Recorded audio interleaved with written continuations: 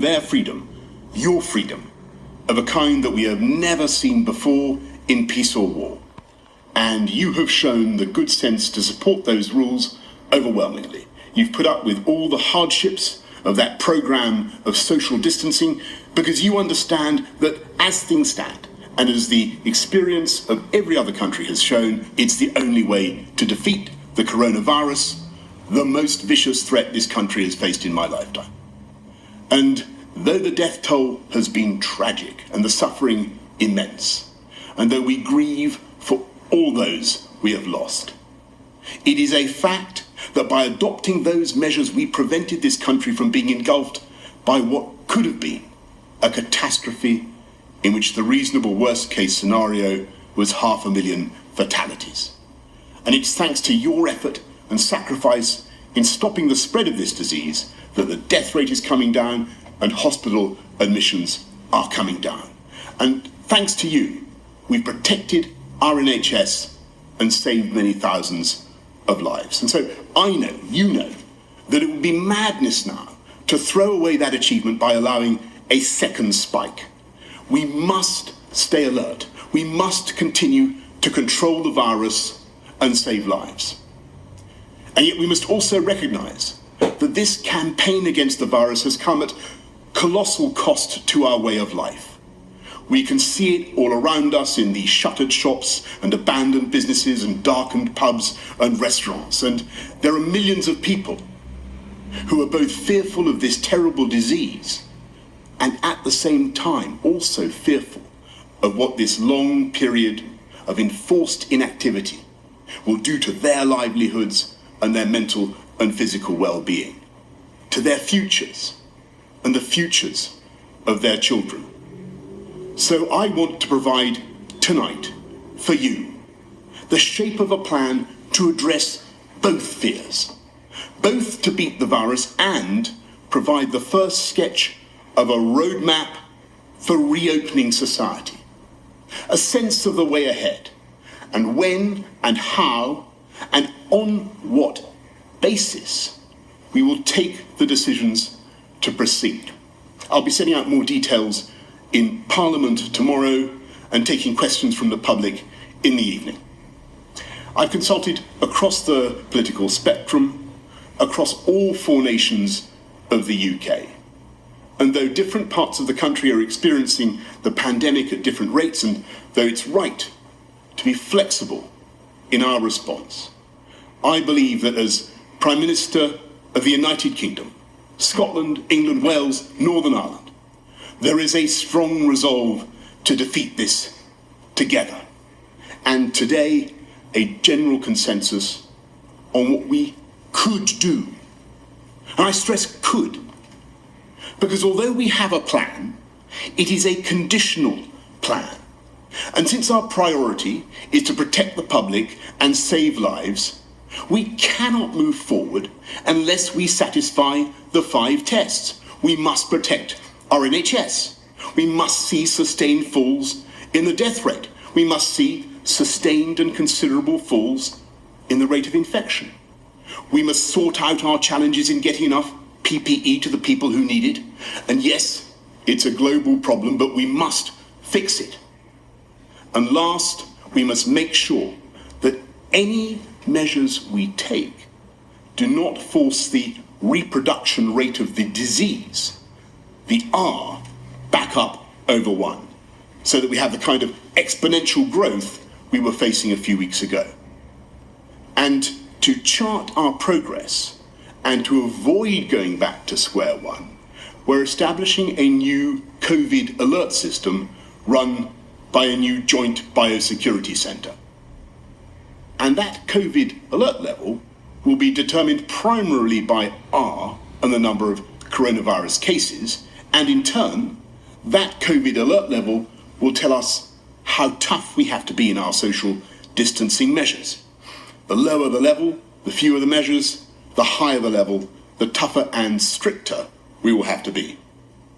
There will be 5 alert levels. Level 1 means the disease is no longer present in the UK, and level 5 is the most critical, the kind of situation we could have had if the NHS had been overwhelmed. Over the period of the lockdown, we've been in level 4, and it's thanks to your sacrifice we're now in a position to begin to move in steps to level 3. And as we go, everyone will have a role to play in keeping the R down by staying alert and following the rules. And to keep pushing the number of infections down, there are 2 more things we must do. We must reverse rapidly the awful epidemics in care homes and in the NHS. And though the numbers are coming down sharply now, there is plainly much more to be done. And if we're to control this virus, then we must have a world-beating system for testing potential victims and for tracing their contacts, so that, all told, we're testing literally hundreds of thousands of people every day. We've made fast progress on testing, but there is so much more to do now, and we can. When this began, we hadn't seen this disease before, and we didn't fully understand its effects. With every day, we're getting more and more data. We're shining the light of science on this invisible killer, and we will pick it up where it strikes, because our new system will be able in time to detect local flare-ups in your area, as well as giving us a national picture. And yet, when I look at where we are tonight, we have the R below 1, between 0.5 and 0.9, but potentially only just below 1. And though we have made progress in satisfying at least some of the conditions I have given, we have by no means fulfilled all of them. And so, no, this is not the time simply to end the lockdown this week. Instead, we're taking the first careful steps to modify our measures. And the first step is a change of emphasis that we hope that people will act on this week. We said that you should work from home if you can, and only go to work if you must. We now need to stress that anyone who can't work from home, for instance, those in construction or manufacturing, should be actively encouraged to go to work, and we want it to be safe for you to get to work. So you should avoid public transport if at all possible, because we must and will maintain social distancing, and capacity will therefore be limited. So, work from home if you can, but you should go to work if you can't work from home. And to ensure you are safe at work, we've been working to establish new guidance for employers to make workplaces COVID secure. And when you do go to work, if possible, do so by car, or even better, by walking or bicycle. But just as with workplaces, public transport operators will also be following COVID secure standards. And from this Wednesday, we want to encourage people to take more and even unlimited amounts of outdoor exercise. You can sit in the sun in your local park, you can drive to other destinations, you can even play sports, but only with members of your own household. You must obey the rules on social distancing, and to enforce those rules, we will increase the fines for the small minority who break them.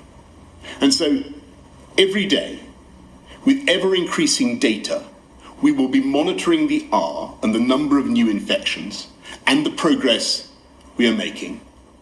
And if we as a nation begin to fulfill the conditions I have set out, then in the next few weeks and months, we may be able to go further. In step 2, at the earliest by June the 1st, after half-term, we believe we may be in a position to begin the phased reopening of shops and to get primary pupils back into schools, in stages beginning with reception, year 1 and year 6. Our ambition is that secondary pupils facing exams next year will get at least some time with their teachers before the holidays, and we'll shortly be setting out detailed guidance on how to make it work in schools and shops and on transport. And step 3 at the earliest by July, and subject to all these conditions and further scientific advice, if and only if the numbers support it, we will hope to reopen at least some of the hospitality industry and other public places, provided they're safe and enforce social distancing. Throughout this period of the next 2 months, we will be driven not by mere hope or economic necessity. We're going to be driven by the science, the data, and public health. And I must stress again that all of this is conditional.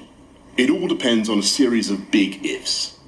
It depends on all of us, the entire country, to follow the advice, to observe social distancing, and to keep that R down. And to prevent reinfection from abroad, I'm serving notice that it will soon be the time, with transmission significantly lower, to impose quarantine on people coming into this country by air. And it's because of your efforts to get the R down and the number of infections down here that this measure will now be effective. And of course, we'll be monitoring our progress locally, regionally, and nationally. And if there are outbreaks, if there are problems, we will not hesitate to put on the brakes. We've been through the initial peak, but it's coming down the mountain that is often more dangerous. We have a route and we have a plan. And everyone in government has the all-consuming pressure and challenge to save lives, restore livelihoods, and gradually restore the freedoms that we need. But in the end, this is a plan that everyone must make work. And when I look at what you've done already, the patience and common sense you've shown, the fortitude of the elderly, whose isolation we all want to end as fast as we can, the incredible bravery and hard work of our NHS staff, our care workers, the devotion and self-sacrifice of all those in every walk of life who are helping us to beat this disease: police, bus drivers, train drivers, pharmacists, supermarket workers, road hauliers, bin collectors, cleaners, security guards, postal workers, our teachers, and 1,000 more. The scientists who are working round the clock to find a vaccine.